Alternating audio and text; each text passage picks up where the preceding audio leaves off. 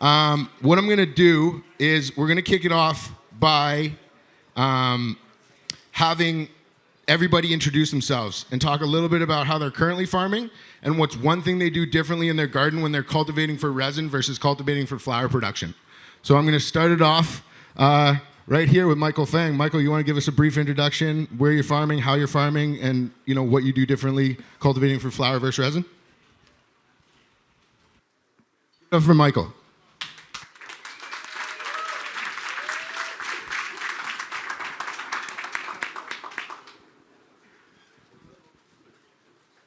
What's up, everybody?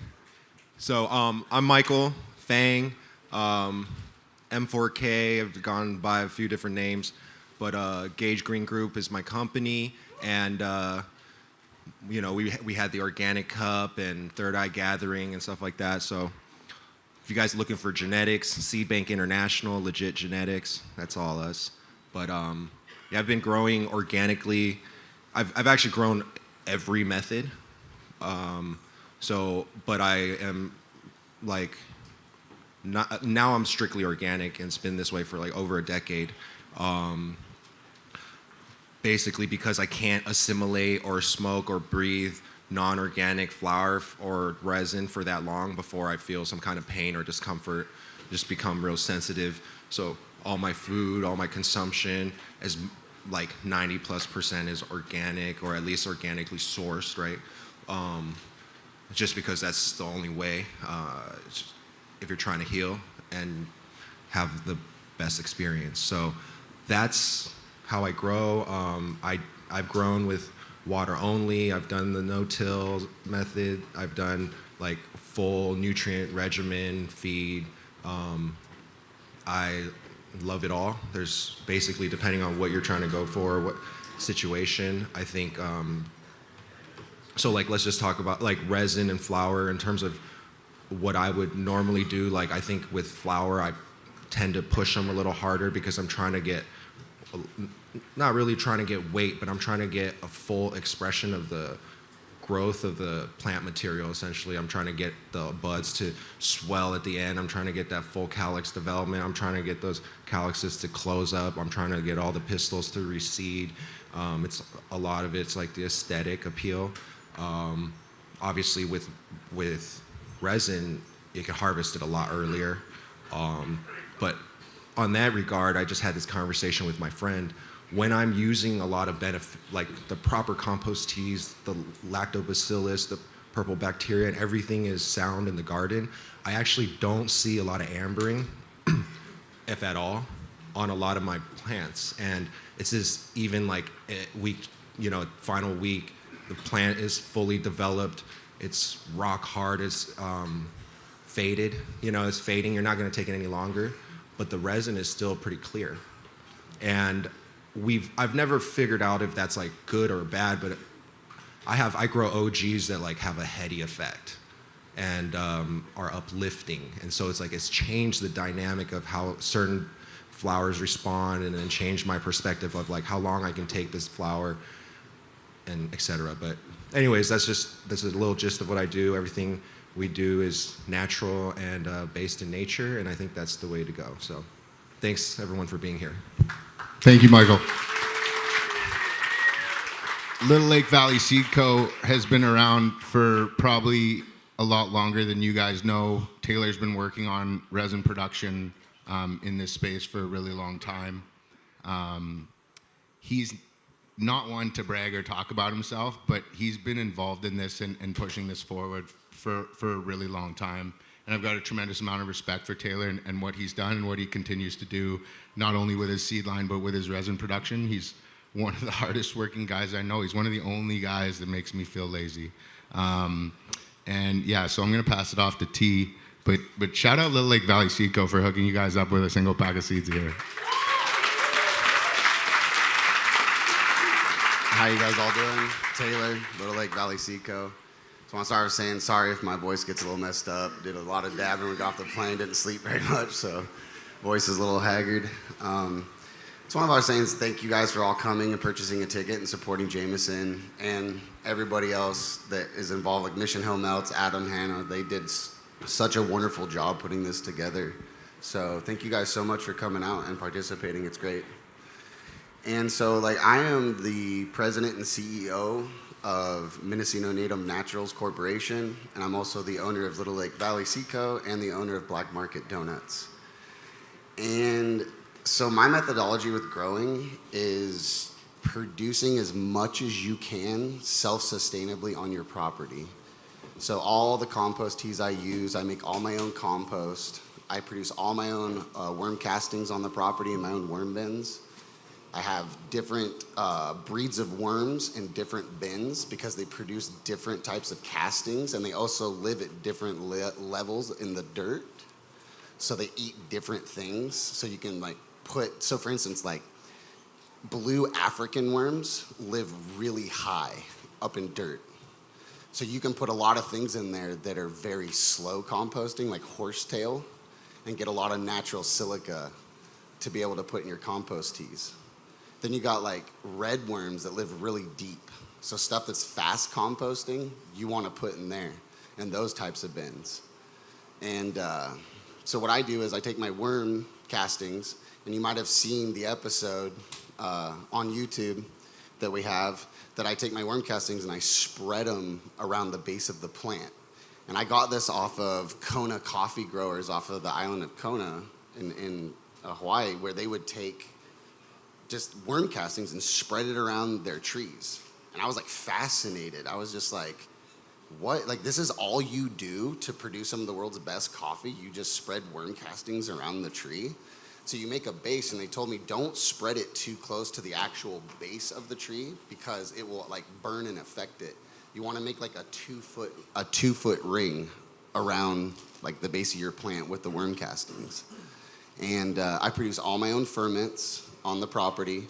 And you want to do ferments of stuff that's like around your area. You don't want to go more than like 10, 15 miles away from where you're like actually cultivating, because the native like natural organisms, you want those like to be in your garden. You don't really want to collect them too far away. And one of the other things for resin that I do that most people don't is I use shade cloth. I come from Northern California, so we come from the land of big outdoor grows, big depth grows. The sun, it sounds a little weird every time I say this to people, the sun is very detrimental to your resin production. It's too hot, it's too intense. It literally fries the resin. So you get like a 30% shade cloth. I recommend getting a whitish to grayish color because black absorbs heat, makes your greenhouses too hot, or your field areas. You want a 30% tint on the shade cloth. So you're gonna have like 70% coming through.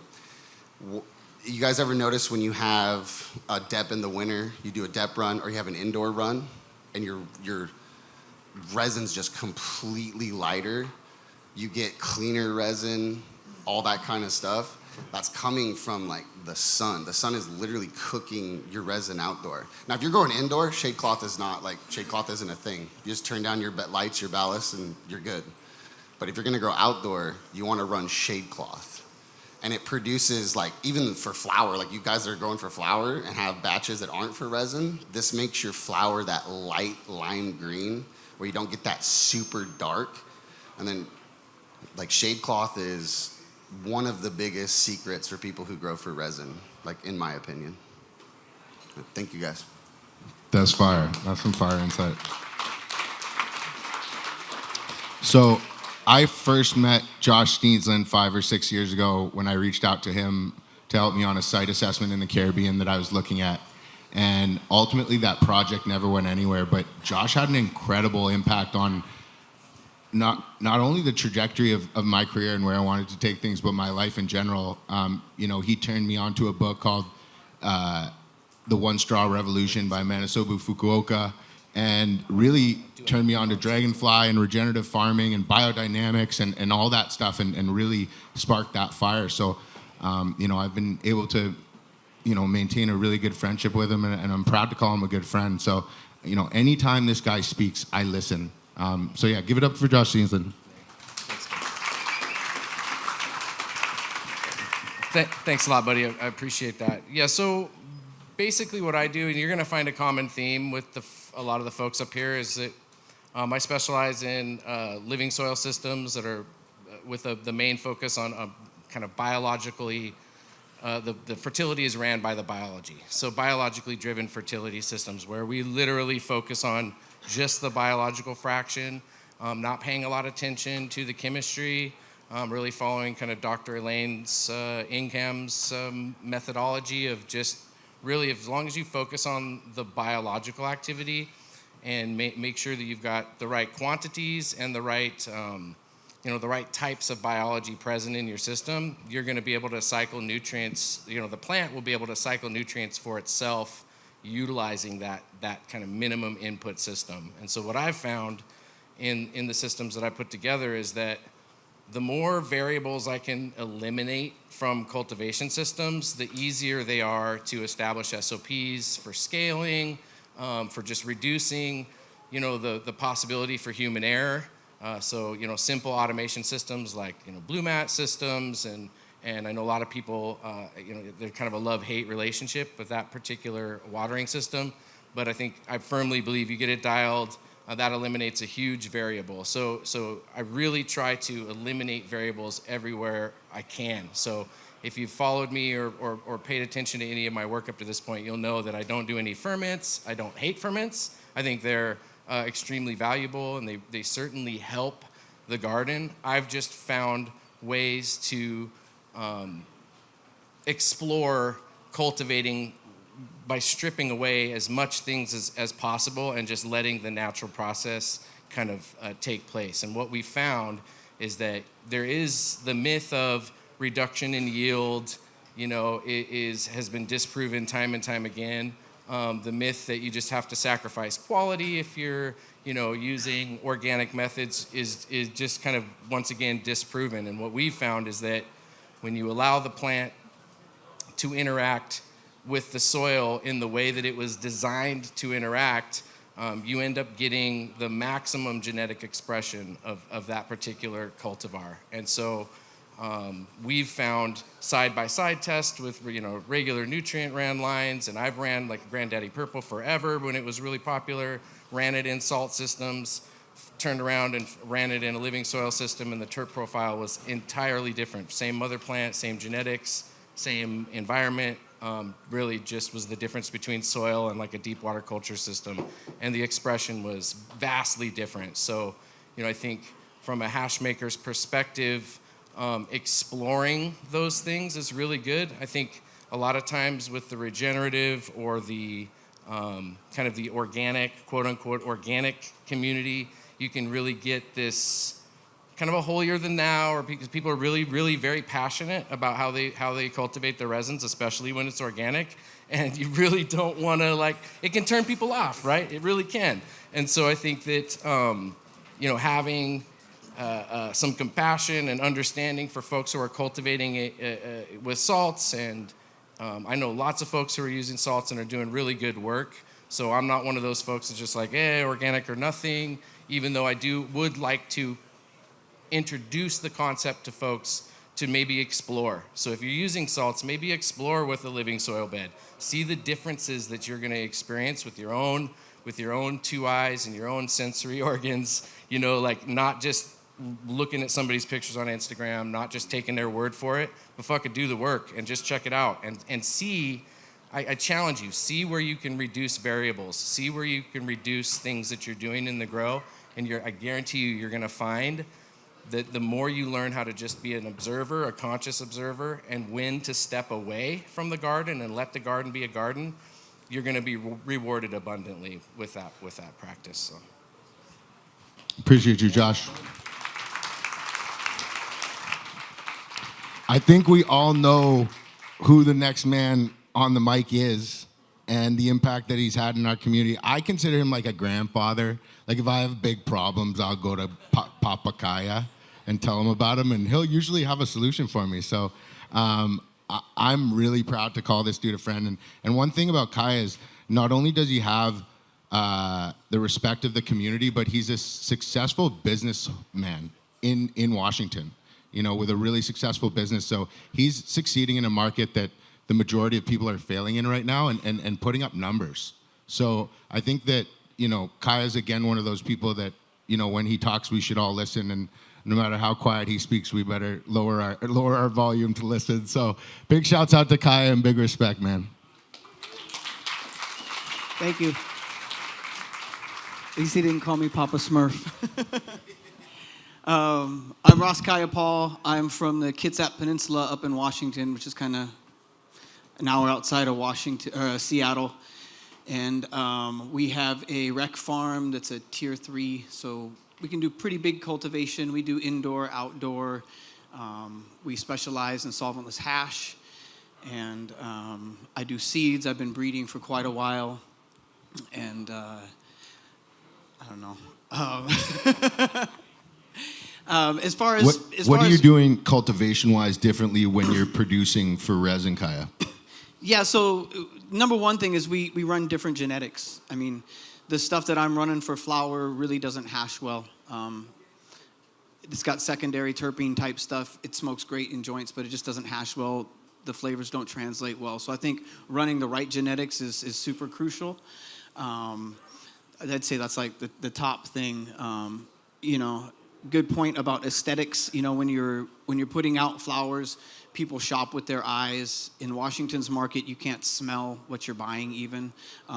So you might take a little more care for flowers versus hash stuff. The structure of it really doesn't matter. We're just looking at how good the quality comes back on the wash.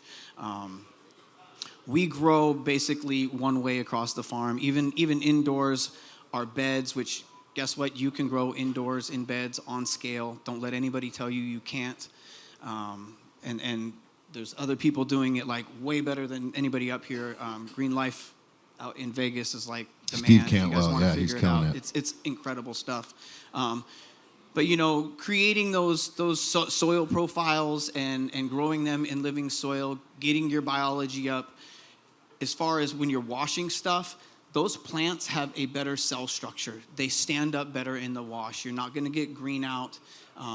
Besides the terpenes being better, in my experience, the plant structure is better. So if you can learn to incorporate some of those natural methods, even if you're doing some kind of hydros, I guess with salts, I don't know how you're going to do that, but the key is that microbial component, and this is really kind of when I figured this out, it blew my mind. Like your stomach and the plant are very similar in the way that they uptake nutrients. They can do it via a weak acid secretion, right? Or they can do it via microbial exchange. And when you get the microbial exchange, you're getting a higher nutrient content. And that's just, when you think about it on the smallest level, right? And you don't have to do a lot, right? Doing less is more, right? So when we set up our gardens, we're not in there a lot, The outdoor stuff, we maybe have to water it twice. We put a T on it in the early part, an FAAT. We put a bloom T on it, and that's about it. It holds water. You're not out there, and that's kind of the point of your garden. It isn't to enslave you.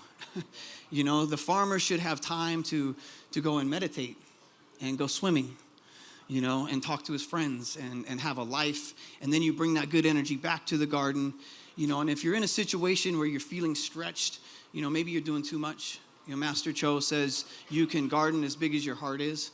So, I think having that heartical connection and intention when you're cultivating, it comes through on the effects. It's just factual, That's part of the experience. So if you can incorporate that mindfulness in the garden, like Kelly was talking about earlier, you're going to get great results. Whether you're doing it for flower or for hashish. So. With that, I'll pass it on. Thank you. Give it up for Kyle.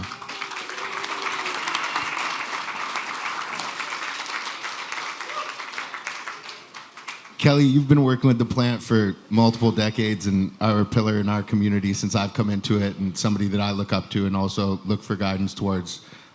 What are some of the things, where are you cultivating, how are you cultivating, and what are some of the things that you do differently when cultivating for flower as opposed to resin?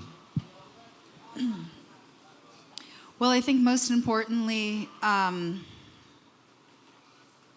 definitely the microbial input, which is what Kaya was just talking about here, is really important because the plant has an endophytic system, which is what Kaya was just talking about, which is very similar to our microbiome. And when we look at plants that are grown in salts in comparison, the endophytic system of plants that are grown with a full, well-rounded microbial soil, we find that there might be several hundred more species in the microbial one than the one that's grown in salt. So, of course, there's going to be a much better ability for the plant to be able to show its full potential. And I think that with hash making, what we're looking for is the plant's absolutely full potential. And I think that when you're growing flower, you can be growing for maybe sexy bag appeal. You could be maybe growing for color. You could be growing for, sexy bag appeal. You could be growing for sexy bag appeal.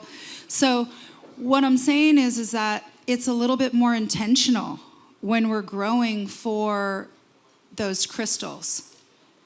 And when we're growing for crystals, we can actually make a comparison of the incredible power of crystalline energy. And that's exactly what it is that we're doing when we're icing this down and those heads are breaking off. We're growing crystals. And we're growing millions and billions of crystals that are going to break off, and we want them very pure. So I feel like when we are breeding for hash, that's really important. We want to be breeding for hash and be getting good, plants from people who are doing it regeneratively, because we know that we're going to be getting a full endophytic, healthy plant, because I'm sure a lot of you all know what it's like to get a plant that sucks. It's really hard. It's hard to put it into like a little hospital area and then you bring it back to growth. But if we're all on the same path and we all know how to look for pests and we all know how to grow responsibly, then we not only can share information, but we can also share the breeding, which is what we've been doing. So high quality breeding along with really intentional soil systems is really important. And I think that the very most important thing is what Kaya had mentioned, is that we are doing it intentionally. And that every single flower that you put out, every single head that you're putting out as rosin is going to go affect somebody's moment, day, life, their entire experience with cannabis. And right now, it's so powerful, these experiences. How is it that we want to cultivate and put forward that energy? So it's a very energetic responsibility. And I think that that's the most important thing in producing heads for hash. Give it up for Kelly.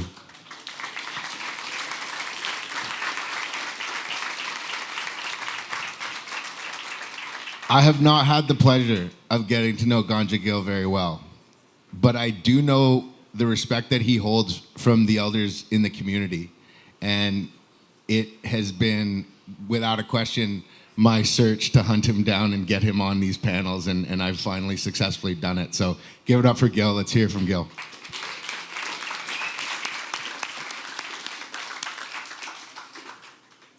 Kelly's a tough act to follow, but I'm going to do my best. But stoked to be here with everybody. I'm Ganja Gil.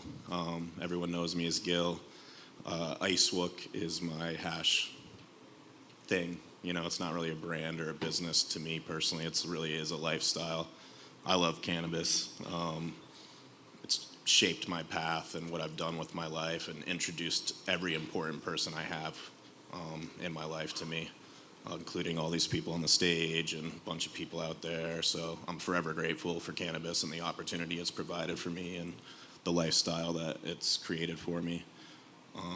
I started cultivating and making hash on the East Coast, believe it or not. I was raised in Massachusetts and Rhode Island, bounced around New Hampshire, Maine, and Vermont. That's kind of where I got my start. And then fled to California to not be persecuted for growing cannabis.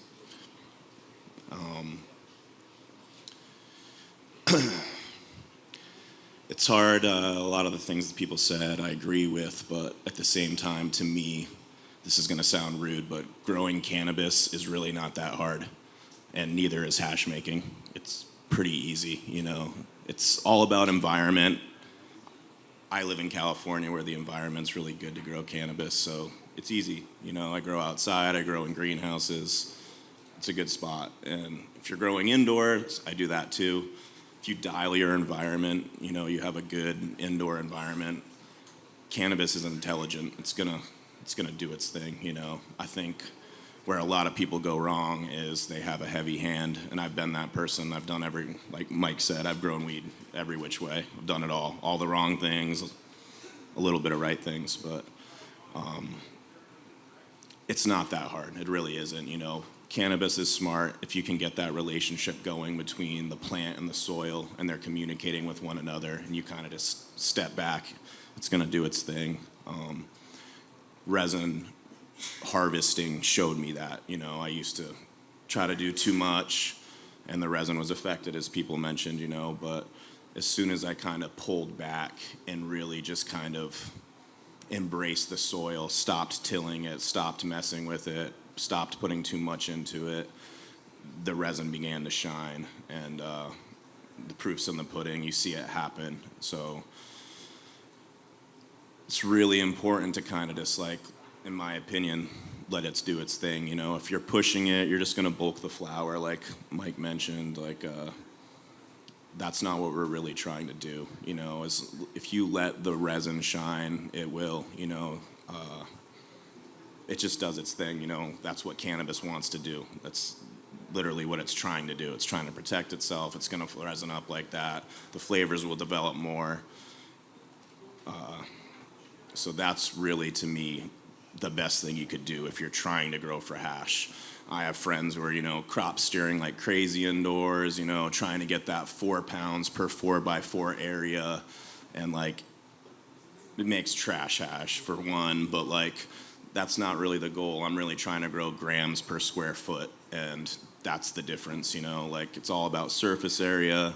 If you can actually not grow huge flowers and actually have the plant do what it's supposed to do and expose that surface, that's where you're going to get the most resin from. So just another reason, in my opinion, to really not push it too hard, you know, for that simple reason alone. But I'm trying to think of yeah, I don't know. Give it up for Gil.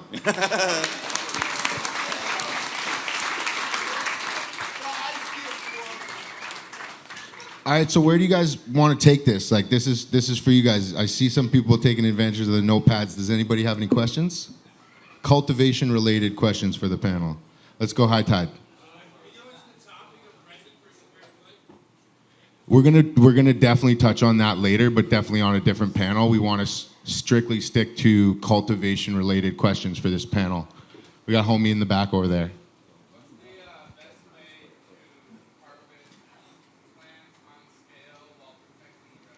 So the question was, what's the best way to harvest plants on scale while protecting the resin? Great question, bro. Let's take this all the way through. So you want to start with Michael here? Michael's been smoking some dabs. Well, I mean, I don't really grow on scale. All right. So I might not have the right, but you know, everything, if you do anything with intention, like there's a difference between just cutting a plant down and letting it hit the floor and scraping across other plants. Whereas like you could do it to perfection, like it can be an art form. And of course that's teaching your employees and people who are a part of your team to treat every movement and act and breath and thought as a meditation. That's how I kind of guide my garden, and I think that's how I would do it on scale as well, but someone might have a better I know you SOP. dealt with some scale, T. So 15 trained workers can take down 10,000 square feet every 8 hours. So you harvest at night. And we're talking again, I'm in the land of outdoor, I'm in the land of depths. So you don't harvest in the sun. It destroys everything, it's too hot. So night shifts, 8-hour night shifts into the early morning when it stays cool. You get 15 trained workers. At 15 workers, they should be able to take down 10,000 square feet, no problem, every 8 hours. And yeah, go ahead. Are you, when you guys harvesting, are you guys harvesting right into things, or are you, as they're coming off, hand cleaning? So people are getting huge branches into bins. They're going into the area, then they're getting bucked down into the certain size. People are instantly bagging them. They go into ice chests with dry ice to flash freeze them, and then they get tossed inside the freezer. Do not, whatever you do when you're cutting fresh frozen, do not stack your freezers full of fresh bags. You will create a mini compost pile inside of a freezer because the inside of those bags in the center of that pile will heat up. And you will get you'll open a freezer and the outside bags, you'll be good, and you'll get down into the center of the freezer and they'll be like moldy bags. That's the important part about flash freezing. Some people will actually layer dry ice in their freezers with their bags as they're going to create like a mini flash freeze. I don't do that, so I don't have the space for that. So so much production that we flash freeze inside ice chests and then stack them in the freezers to make sure they're like completely frozen. It's called domino effect also, where you can get your gas bags Yep. at angles in the freezer so they're not all just, and then move them into the next freezer. Exactly. Steensland, I know you know about scale. You did. You hand harvested 100 acres, I think. Is that the right number? Well, not me personally. We did do 100 acres at scale, and and that wasn't for hash, obviously. That was something else. But I think I think at scale, because we're all going to have really similar answers when it comes to handling and freezing. But I think that one little thing that I could probably add that we would do is I prefer to do all of the water fan bucking a week before we go to harvest. That way there's not a lot of that leachy chlorophyll. The wounds have time to heal from the detachment process, and I just feel that helps reduce potential contaminants. So we try to get as much of that material stripped off before, over a week before harvest. So around 2 weeks before harvest, we're really going in there and hitting them hard. Just a good pair of scissors, or I'm not even opposed to a nice, if the product is hydrated properly, that water leaf should really just snap right off. I prefer less kind of evisceration as possible if we can just kind of snap it and create a nice clean wound. But I'm also not fucking obsessing over it. I'm just trying to get as much of that work done beforehand, let those wounds heal, and then that way when we're processing. Yeah, exactly. What we do at our farm, and it probably cost us a little money in the beginning getting people trained to do it quick enough, and we only have maybe 8 people at harvest time. But just a table with a string line down it, and it kind of gets broken down as it goes. And they're not allowed to cut any leaf, so they've got to cut it at the stem. And then we drop it onto cookie sheets, full cookie sheets with parchment lined, and then we line them in. This has got a bad echo on it, sorry. We line the racks, and then we put it in the cold room and let it cool down first, and then it goes into the walk-in freezer. And then it gets flash frozen, and then once it's flash frozen, we like to keep it in there for 48 hours. 24 you can get away with, but 48 gets it good and frozen. And then they basically use that parchment and put them 1,000 grams into the bags, and then they're on the shelves 1,000 grams at a time, and they're tagged up and ready to wash whenever. So I like the cookie sheets. If you've got a walk-in freezer, it's a great way to do it and get a lot of weight on those racks. So. Ellie, what about you?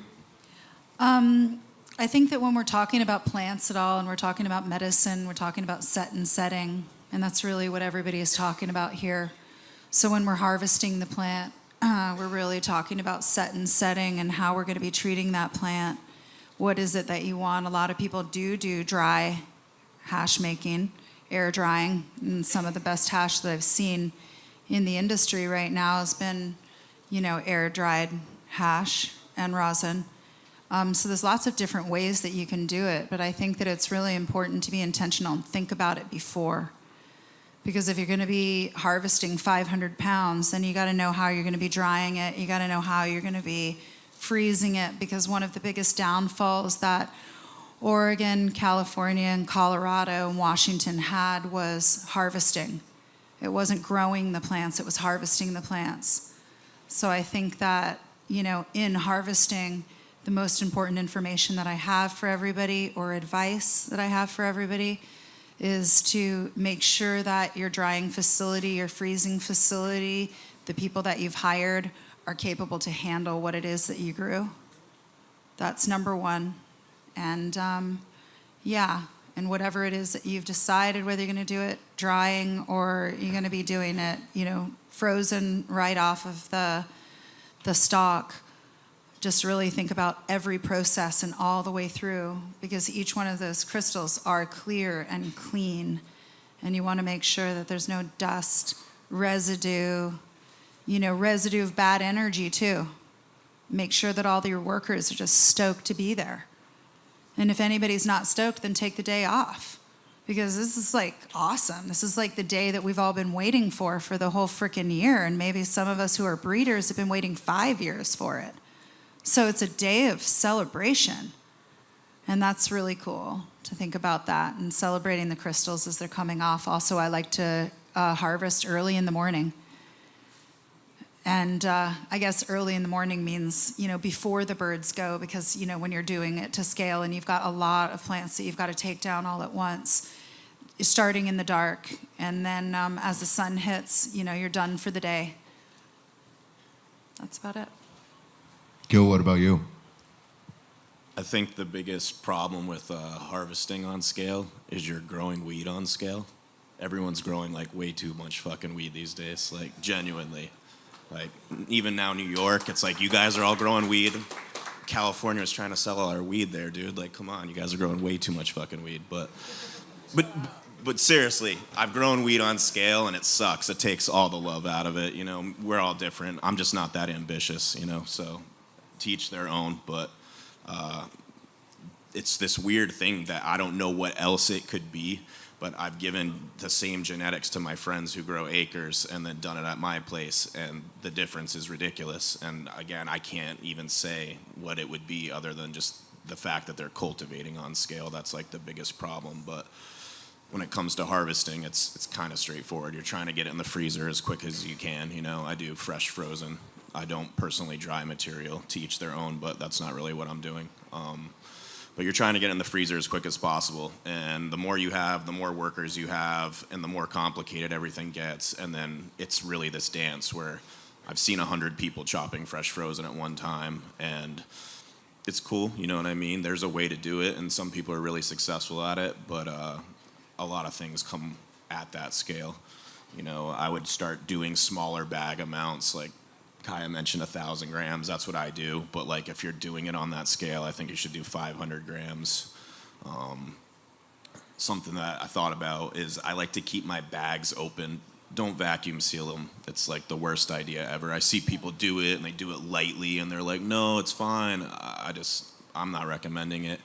But I like to keep my bags open overnight. I feel like I just use freezers. I don't have a walk-in or anything, but I use chest freezers, and the moisture will wick up out of the bags and get stuck to the walls. And I think 100%, way less. And especially like, not this past year, but last year we were like harvesting in like the fucking rain. Oregon and California went to shit early. And it was kind of this funny dynamic where like, people sell it by the weight, you understand? So if there's water on there, it's fucking heavier and you're not gonna get the same yield. And it was really difficult last year when we were brokering stuff, because people are buying it and it's like, these are very small pounds, like, and you're not hitting the yields you need, you know what I mean? Stuff that you were get 5% on, you're getting 2 or 3, and it started to complicate it, where there still really isn't like a solution to that in our industry right now, where it's like, if you're literally buying fresh frozen by the pound and it's fucking raining outside, like, I don't know, it's tough. But it's, to me, beneficial to leave your bags open overnight, next day tie them up. It's kind of a dance, but I feel like I've seen people do crazy shit like pools of dry ice and they're like laying plants on it trying to like get them cold before they go in. It's like gets crazy where I just yes, literally the whole plant, like literally just laying it on kiddie pools of dry ice to like get it cold, you know what I mean? And like the person thought it was the tech. They were like, look at my shit, dude, like, you know, like, so I've seen some crazy shit, you know? It was baffling to me, dude, you know, like, I'm like, you worried about the heads at all, dude? Like, at all? Like, all right, get it, yeah. So you just want to do it cool, like, ideally, and just for your workers' sake, you try to have like a cool environment, you know. It sucks when it's like 110 in California and you're all like under some shade cloth or in some tent trying to harvest fresh frozen. Like, I've done it, trust me, I've done it, and like I was always shocked that often the yields weren't as bad as I thought they were, but I've also seen it go the other way where it was like, oh, we fucked this up by doing that, you know. So I think a cool environment is really important. If you can do it inside and like the AC, like, again, I can do that because my thing's so small. So like my friends love working for me because it's like inside, it's air conditioned, it's great, you know. So that's important. Light obviously matters, like Kelly mentioned, you know. If you want to get like super heady about it, do it under the full moon. You know, it's kind of hard to do that again on scale, but if you can pull that off, I've seen some cool shit happen. You know, that's the cool thing about growing outside that you can't really achieve indoors is, you know, all that stuff comes into play. You know, the weather, the moon, all that stuff. So it's like people talk about harvest windows, like, oh, don't pull early, don't pull late. To me, it's not really about that. It's about trying to capture that expression at that moment, you know. Another question? We got one in the back. You're going to have to be loud, Alana. What do you guys do for your crop cover for those of you growing outside? Are you using clover, fabric? How do you manage? Question was about crop cover for you guys growing outside. We'll start with Gil. I know you're doing some outdoor.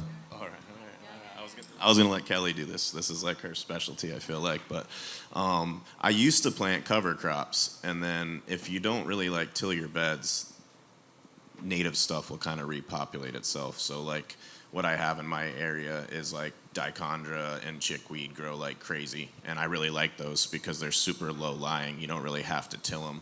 I've planted like buckwheat and ryegrass, and aphids love the ryegrass. Buckwheat goes too tall. Like a lot of stuff. I feel like you're constantly mashing it down, but that chickweed and that dichondra really like creep really low, and then it's in my area, so it kind of just will naturally reseed itself every year, so I don't really have to deal with it. But again, I'm in California where we have like very minimal frosts. Obviously, if you live in Canada, it's not the same thing, but We talk a lot about cover crops, so you can check out. So many of us here do a lot of cover crop talks, so I would check it out. But one that I really like is Sudanese sorghum grass, because it uptakes like 50 some odd varieties of mycorrhizas. So if you always have different cover crops, then when you're rotating your crops of cannabis, then the endomycorrhiza and the fungi is just waiting there, and it's attached to other root zones. So the other thing I think with cover crops is if you are living in a really damp, wet environment, probably a little bit of time before you're going to be harvesting, it's nice to sort of clear that out and do some pull and drop. A lot of people do cutting and dropping, but I like to pull and drop because it really aerates the soil in the middle of summertime. But just sort of getting away some of that green stuff just underneath the plant right before harvest. If you're working in outdoor, definitely don't have to worry about it. If you're in a dry location, you want to keep it as green as possible because that's just going to be keeping your microbiology in the soil, vital. Yeah, I think what I would add to that is if you're cultivating in living soil systems or specifically a biologically driven fertility system, I always recommend diversity in that companion plant or cover crop scheme. If you're just using one thing or kind of monocropping your companion plant or your cover crops, you're missing a unique opportunity to inject a wide variety or a diversity of each one of those different plants' root exudates, and those root exudates will enrich the whole soil matrix, you know. And so if you kind of just have one plant in the system, it's going to enrich the system, but you're not going to enrich it with the kind of diversity that mimics the natural environment. So I would just say shoot for that. And even if you're not in, you know, like using a biologically driven fertility system, use that same, you know, polyculture style cover crop or companion planting scheme to just enrich all of your property. So like any place you're trying to build soil or trying to, you know, maintain proper soil health, diversity is key. You'll see the things that take in your system, the things that don't, and you just go with it. And then I think that's where you're going to get kind of the most bang for your buck when practicing that. And one more thing to add with the diversity is that when you have diversity, then the flowering of those plants are going to be forming different size pollen, and you want to be drawing all different types of pollinators. So when there's different size pollens, you're going to be drawing different size pollinators. So you want to think about, you know, as below is what is as above. So diversity is key. I like to use purslane, and it grows on our farm. I don't know if you guys are familiar with purslane. It's kind of like a girdling thing, and I believe it's edible, but they make a lot of facial products that women use. It's good for your skin. But, you know, when you're watering, it just breaks the water up really good, and I like that. We grow tobacco. In my medical garden, I grow poppies. It's just pretty, and I think they kind of all go together. It's a vibe, so. T, you want to jump in? So I cover crop during the winter. I use 3 types of clover: crimson clover, Dutch clover, and white clover. Then I also use soybeans and alfalfa. And what I do is I let those grow all the winter, and the clover is one of nature's best for asphyxiating nitrogen out of the atmosphere. So it'll take it out of the atmosphere and put it into your soil. So after I get that done during the winter and springtime's about coming, let's say 3 weeks before I plant, I don't do a chop and drop. I don't do a pull and drop or anything, because I have literally hundreds of thousands of worms in my beds. What I do is I take a layer of rice straw and I smother those plants. Like I put like a huge layer on it. It naturally wilts and dies. The worms come up from the bottom of the bed, till all of that green foliage, and then secrete nitrogen-rich worm castings at the top layer. So when you go to plant and you're watering, you don't have to add any nitrogen for like a month. If you do, you'll get nitrogen hook curl on the leaves. So I like utilize the natural process of the worm, so I don't have to like do anything. I just literally throw out the seeds that I talked about. They grow. Once it gets time, I smother it. The worms come up, naturally aerate the soil and till it for me, and all I do is plant. Michael, what about yourself? I really like the idea of using just the indigenous plants in your area, just because I've planted cover crops, and like the clover that I planted was the only one infested with disease or whatever, drawing but pests, and it's like that's just not meant for this area. So yeah, the indigenous plants, especially in Michigan, like I've never seen herbs or any kind of green matter grow so quickly. Like it'll go from like dead of winter to the middle of spring, and plants will be like this high in a week, and then you can chop it and it'll be this high again in a week. Like I've never seen that in any other place I've lived.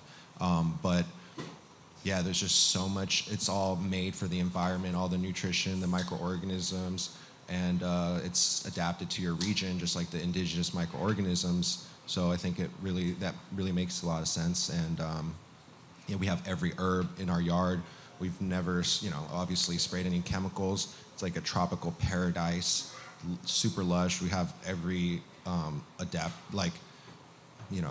potent herb, from lamb's quarters to I'm like blanking, plantains to horsetail to clovers to whatever. Everything is there, and so I don't really see even the need to plant anything.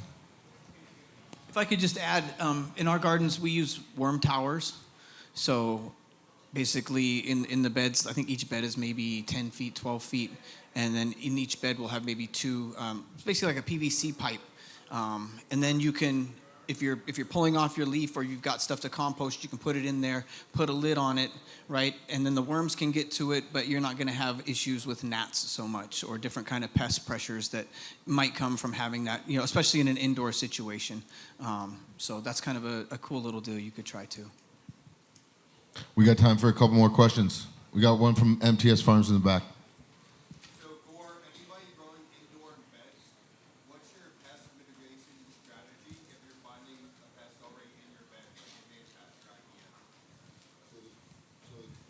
So we use predatory mites, and we're basically applying them like on the regular.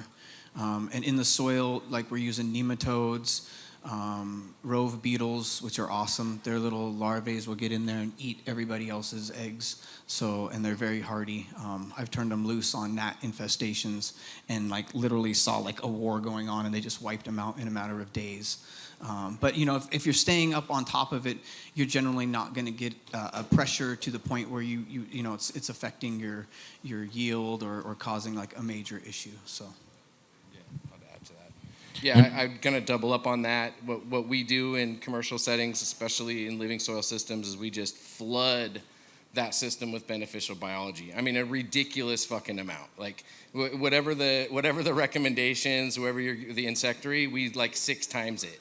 And just to make sure that we're accounting for whatever dies in shipping, or sometimes you just get a less than active batch. We just want to make sure that when we're pulling the trigger to apply those beneficials, we're applying beneficials, and that whatever is in the system or makes it in the system doesn't stand a snowball's chance in hell. And so once again, diversity is kind of the key with that. We don't just get one type. We get the Stratios, we get the Swerskis, everything. We just throw literally a biology bomb at the systems. And when you do that, and if you've got your environmental conditions and your hydration down properly, then lots of times those insect populations will just kind of stay in the system. So you could get away with only having to re-up once or twice a year.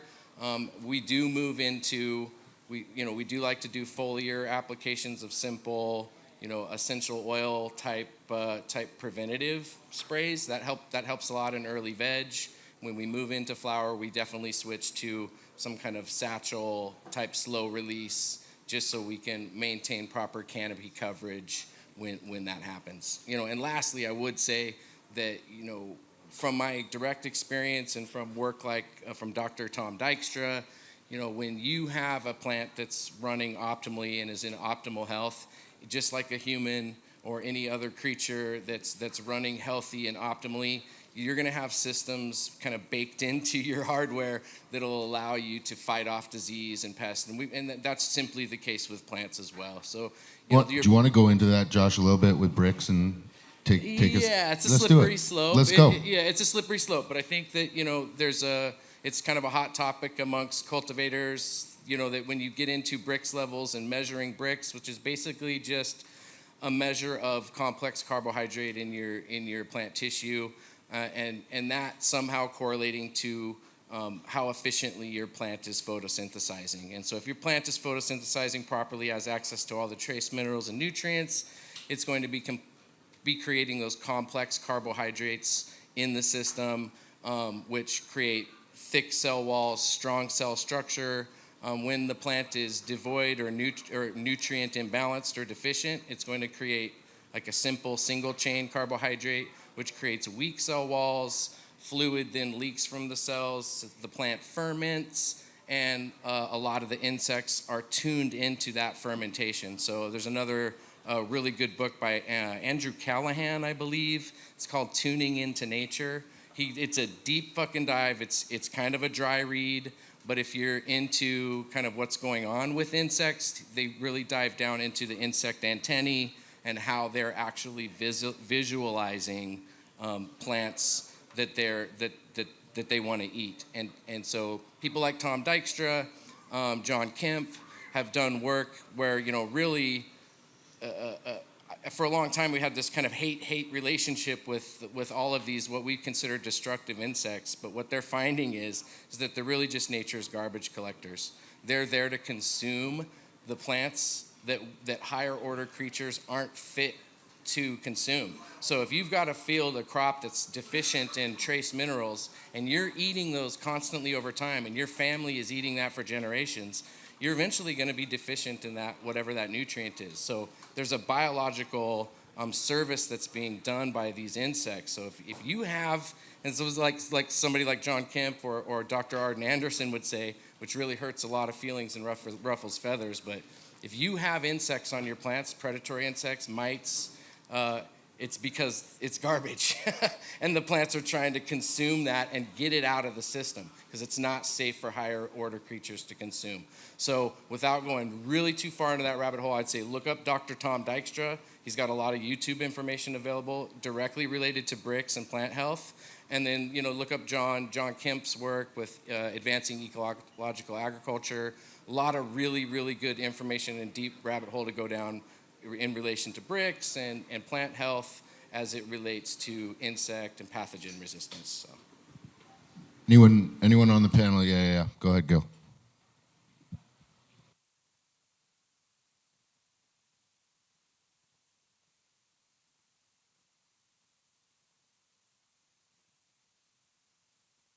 What a work.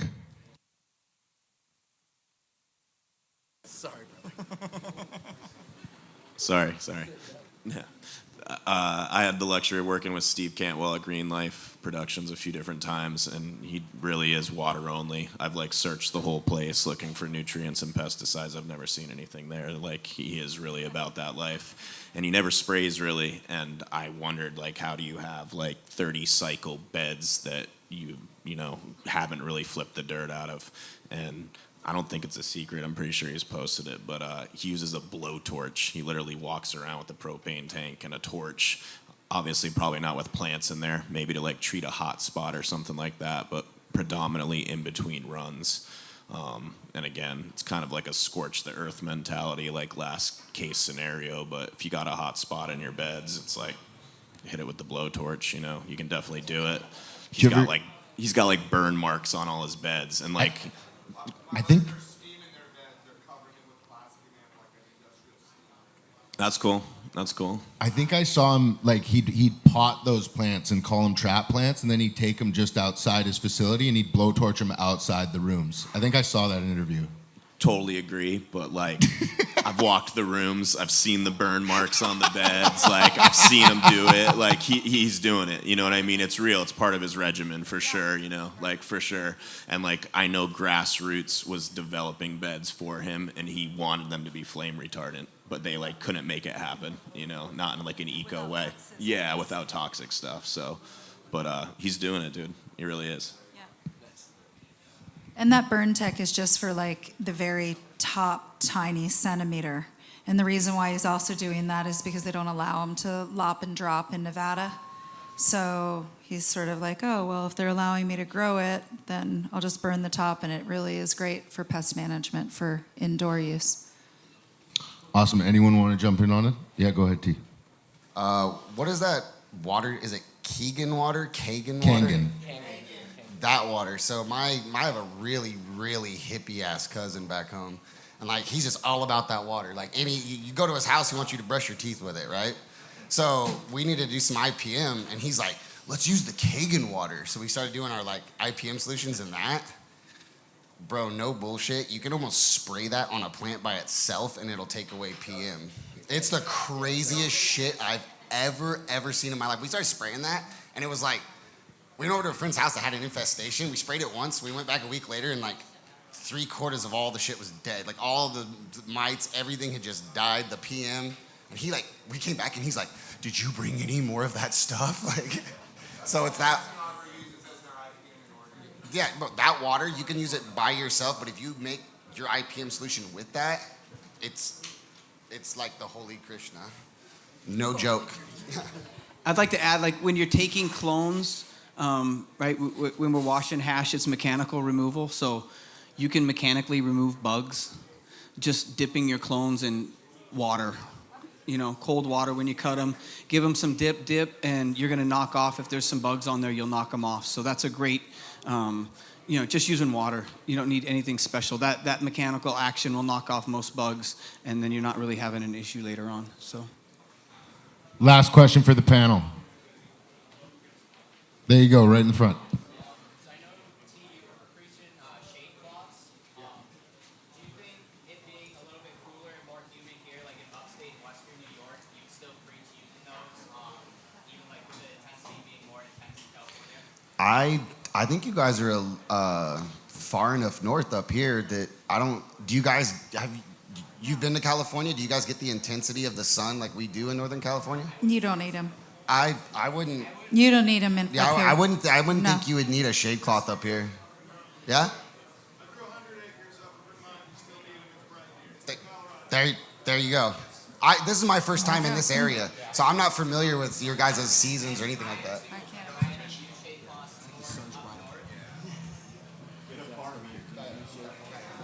Yeah. We do not, but in Hawaii, we don't use shade cloths, but in Hawaii, I got some family out there, and a lot of them, they do not grow in direct sun. They're growing in spots under trees, and when they grow like the fancy tea leaves for the leis, for the hula girls, that's all shaded as well. The sun in Hawaii is super intense. I think it really just depends on where you're at, Yeah. and it might even also depend on the cultivars you're running, and what you're doing, so.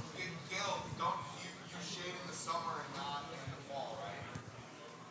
Yeah, like that earlier harvest, like that July harvest, yeah, for sure. Definitely shade cloth is beneficial for that. The fall one, no, absolutely not. You're totally right, Jonah. I do not put shade on that. I feel like the plants, light depth's just different, like a lot of things, a lot of cannabis genetics, in my opinion, they don't like that trigger. They don't like that harsh flip, in my experience.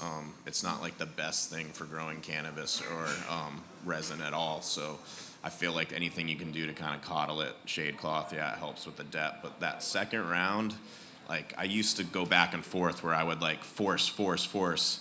And over the years now, I like to make my last one just flip naturally, and it always does much better because I feel like, again, cannabis is intelligent and it's being weaned off it by Mother Nature. So you don't really need to do that for it, in my experience. For sure. Yeah, that tan color, white even, for sure. Way better than black or even that green stuff, in my opinion. But as far as like a percentage goes, I'm not going to say how much you need. I don't know where you all grow, but like a par meter is a cool tool. It's just one tool to have in your shed. You can like look at it, measure it. You can really Google intensity pretty easily, what you want, and definitely know that that's probably the best way to do it, rather than like set a standard for everyone across the country type thing, or globally, I don't know. That's my opinion. Guys, give it up for the first panel of the conference. A lot of guys are going to be back tomorrow on the panel, not the same panel, but a breeding and selecting for resin panel. So a lot of this, I think everybody's going to be coming back up on stage tomorrow. So if you had any questions you missed, we're going to be able to get them in. We're going to take a 5-minute break. Coming up next is the solventless workflow and technology or terminology panel. We're going to have El Hasho. We're going to have Adam from Mission Hill Melts. We're going to have Lindsay from Gorilla Solventless. We're going to have Spencer from North Sound Solventless, as well as Rackham's. So we're super stoked about that. Give us 5 minutes, take some dabs. We'll be right back.